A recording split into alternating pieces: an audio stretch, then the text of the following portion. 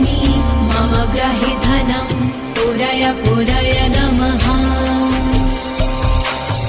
ॐ ह्रीं श्रीं क्लीं श्रीं कुबेराय अष्टलक्ष्मी मम ग्रहे धनम् पुरय पुरय नमः। ॐ ह्रीं श्रीं क्लीं श्रीं कुबेराय अष्टलक्ष्मी मम ग्रहे धनम् पुरय पुरय नमः।